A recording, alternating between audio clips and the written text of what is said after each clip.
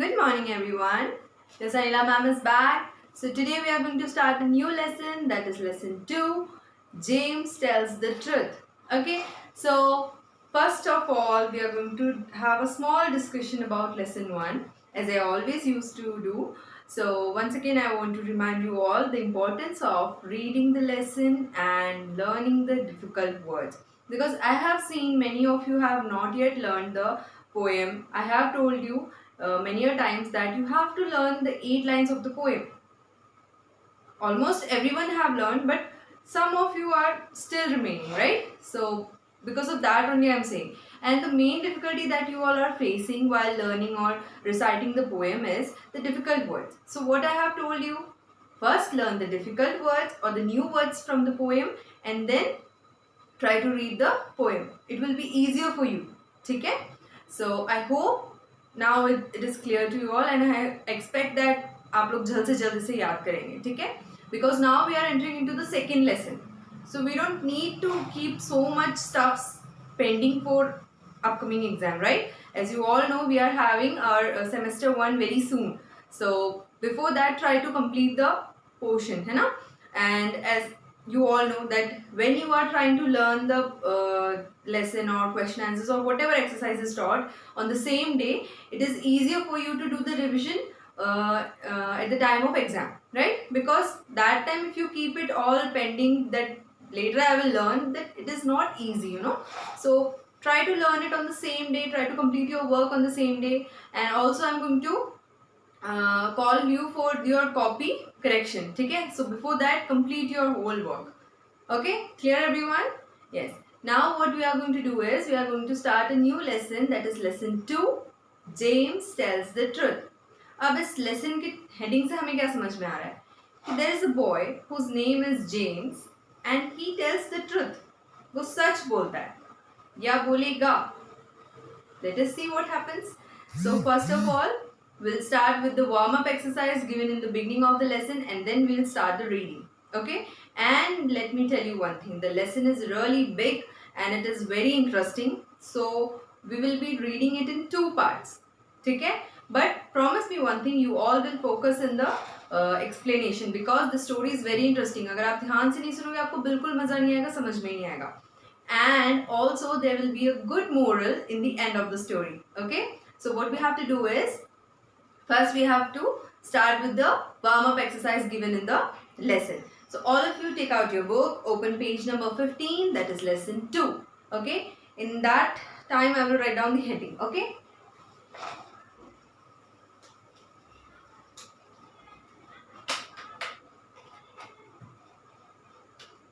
Lesson 2, James tells the truth.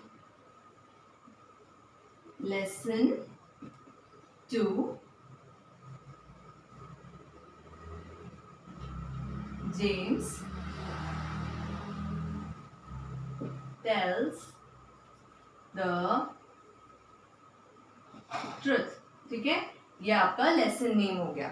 Now we are going to start with the warm-up exercise. So warm-up exercise में आपको क्या बोला है? Take the things that you do and cross the ones you don't. आपको कुछ sentences दिए हुए हैं और आपको क्या करना है, वो sentences को read करके जो चीज़ आप करते हो उसे right tick लगाना है, and जो चीज़ आप नहीं करते हो उसको cross करना है. ठीक है? So first of all I will write the sentences here.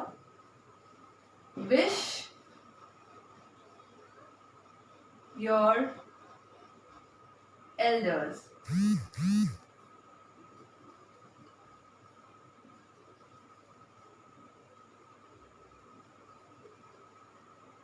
help others, take a bath daily,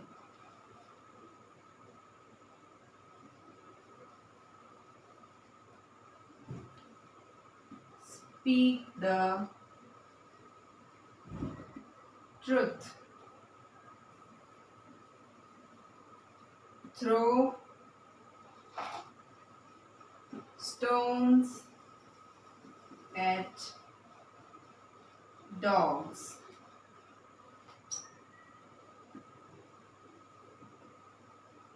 fight with friends. ठीक है, सो अभी हमने यहाँ पे इतने सेंटेंसेस लिख दिए हैं, है ना। Will do this, what we have to do is we have to read each sentences and then try to understand the meaning and then will mark it. ठीक है, सो मार्क करने के लिए आपको पहले सेंटेंसेस रीड करने पड़ेंगे एंड देन उसके मीनिंग समझना पड़ेगा कि बोल क्या रहे हैं उस सेंटेंस में। ऐसे ही तो हम टिक नहीं लगा सकते। So one by one we will read the sentence. First is wish your elders. Wish means birthday wish करना नहीं है। You have to wish good morning और गुड इवनिंग, या फिर हमारे घर में जब कोई गेस्ट आते हैं, कोई एल्डर्स आते हैं, तो हमारे पेरेंट्स हमें सिखाते हैं नमस्ते बोलो, है ना, हेलो बोलो, right. So in that way birthday wishes and occasionally festival में हम विशेस तो करते हैं, that's a separate thing, but usually every day what you have to do is you have to wish your elders. आपको अपने बड़ों को wish करना चाहिए। And what do I believe is आपको सिर्फ बड़ों को ही नहीं, छोटों को भी विश करना चाहिए। जैसे कि मैम आपका सुबह रोज क्लास स्टार्ट करती है तो मैम सबसे पहले बोलती हैं आप लोगों को गुड मॉर्निंग। सिमिलरली आप भी मैम को बोलते हो। इसी तरह से आप रोज सुबह उठ के अपने पेरेंट्स को भी बोल सकते हो good morning mama, good morning पापा, है ना। अगर आपके सिबलिंग्स है, अगर भैया है या छोटी बहन है, तो उसको भी आप विश कर सकते हो। This is a good manner, right? So we should do it, right? तो यहाँ पे क्या लिखा है? We wish your elders. That means it is a good sentence, right sentence. So we will take right in the first sentence. ठीक है? First sentence के आगे जो circle बना है उसमें सारे बच्चे right tick लगाओ. Then next is help others. What you have to do? Help others और नहीं करना चाहिए. Yes, we should, है ना? हमें सबकी मदद करनी चाहिए. So tick right. Clear? Yes. Next is take a bath daily.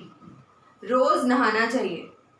मम्मा बोलती है क्या कि मत नहाओ, आज तो रहने देते, कल नहा लिया, आज नहीं नहाना है, ऐसा है क्या? नहीं, हमें रोज नहाना चाहिए, right. So take a bath daily में टिक राइट। क्लियर? यस।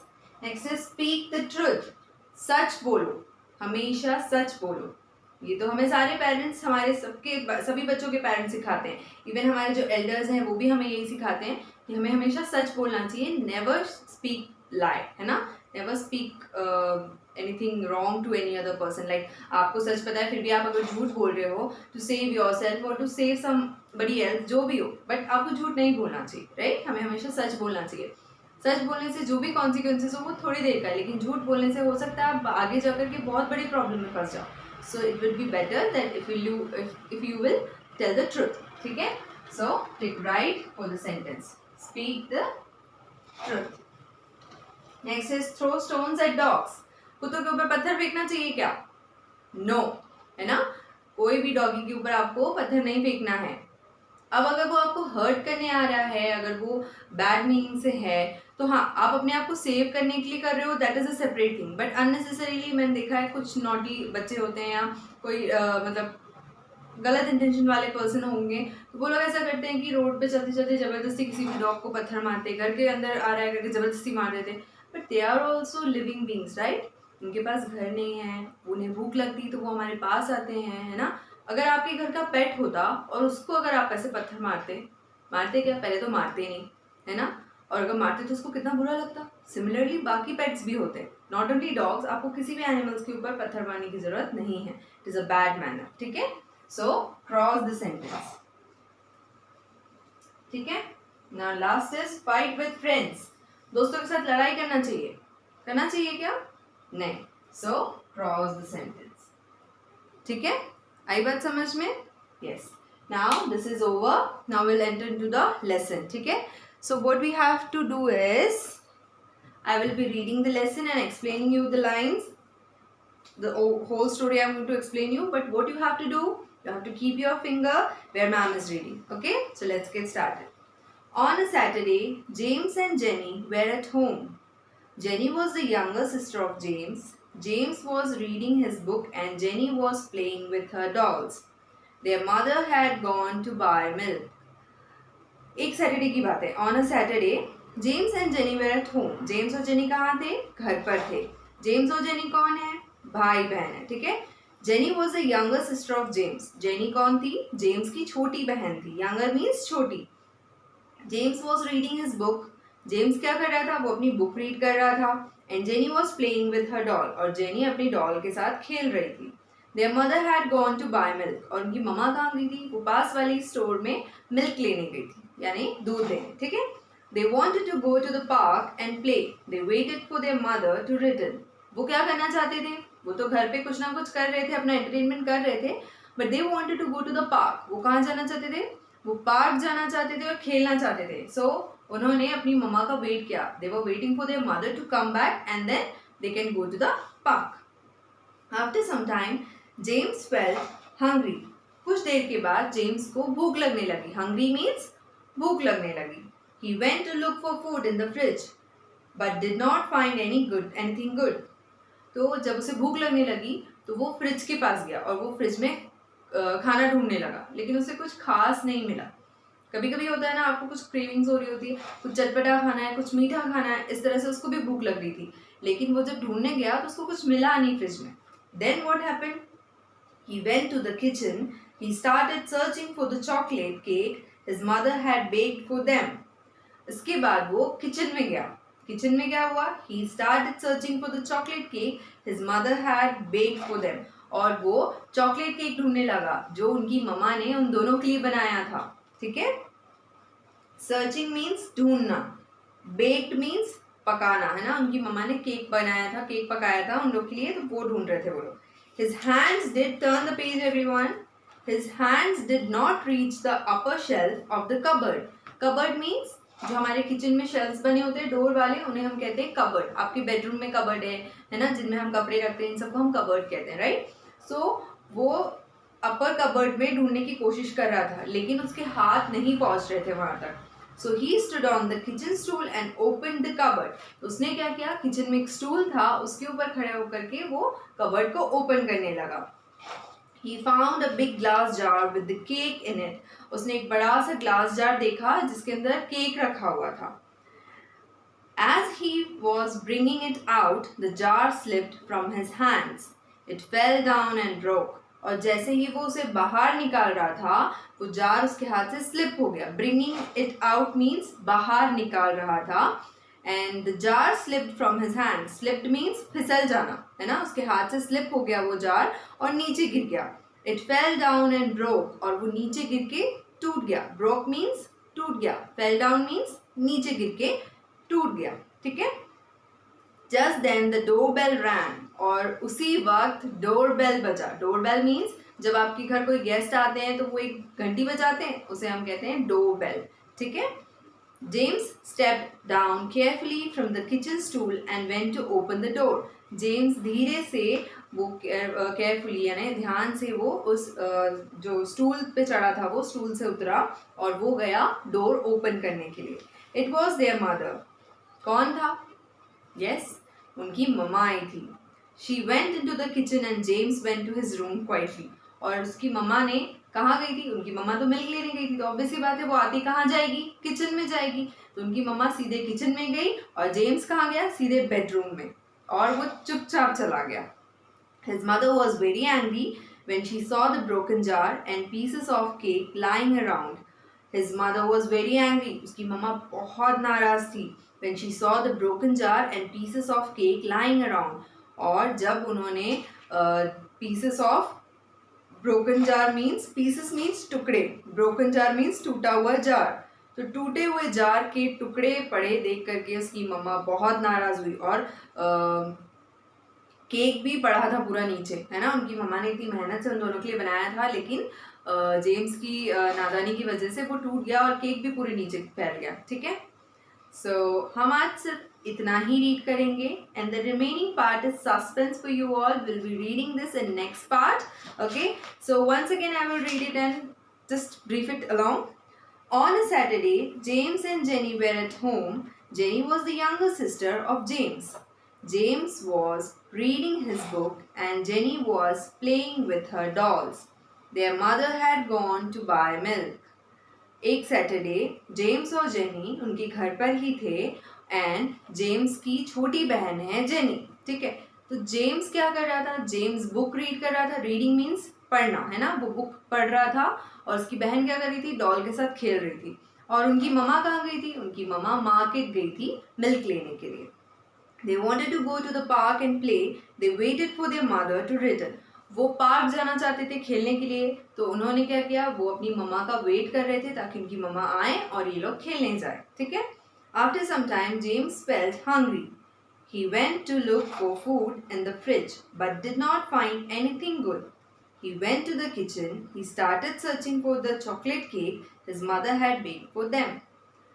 कुछ देर बाद जेम्स को भूख लगने लगी और वो फ्रिज खोल करके खाना ढूंढने लगा, लेकिन उसको कुछ अच्छा नहीं मिला, उसको कुछ मज़ेदार चाहिए था, टेस्टी सा। तो फिर वो किचन में गया। किचन में जाकर के उसने कबर्ड ओपन करने की कोशिश की।